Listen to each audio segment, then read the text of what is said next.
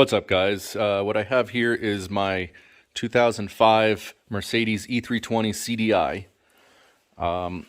Earlier, I didn't make a video about it, but basically I had Black Death.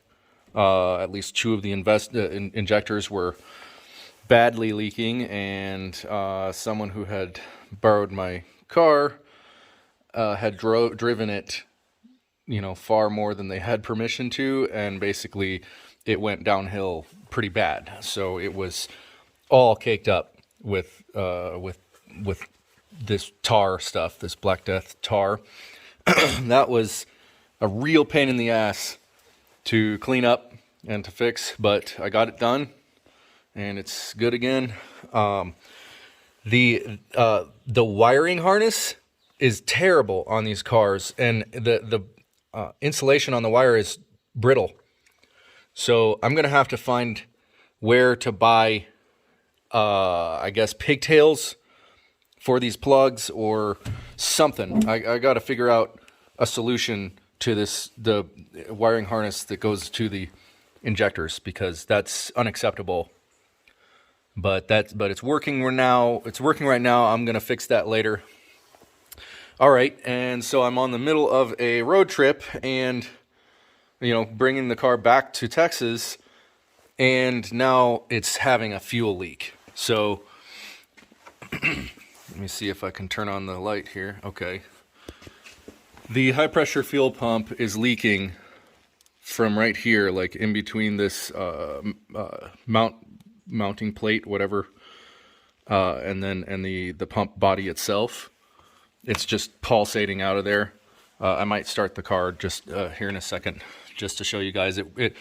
It leaks really bad when it's cold, and then whenever the engine is fully hot, it's not leaking much at all.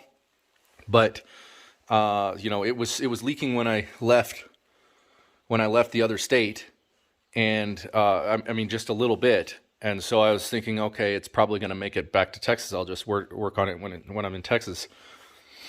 And now the other day I did a cold start in the morning, and I checked it, and it was leaking way worse.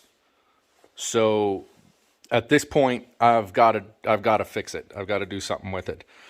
So what I'm going to do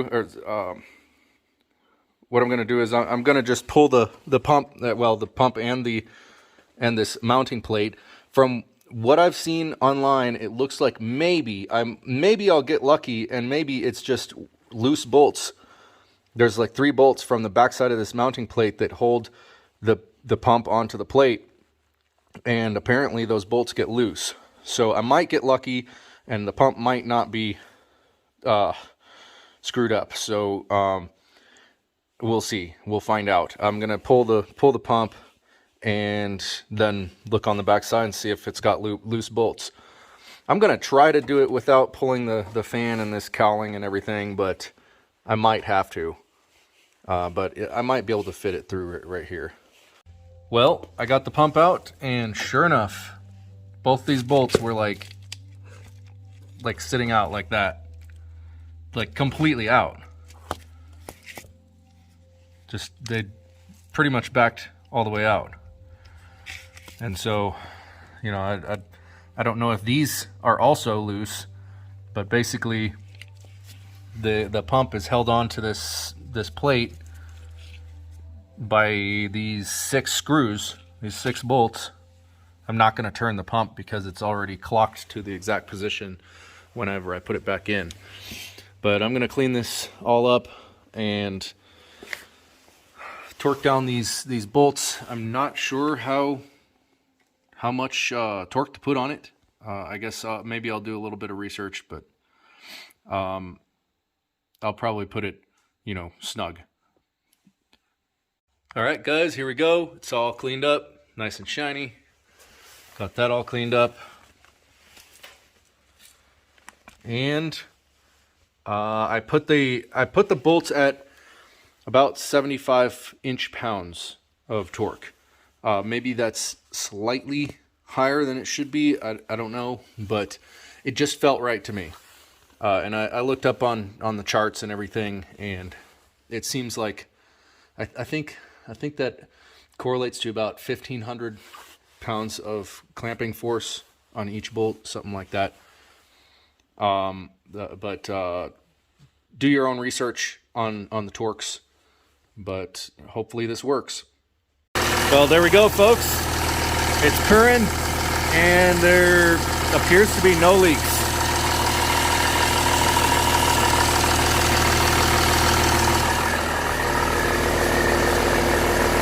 It's not dripping anymore.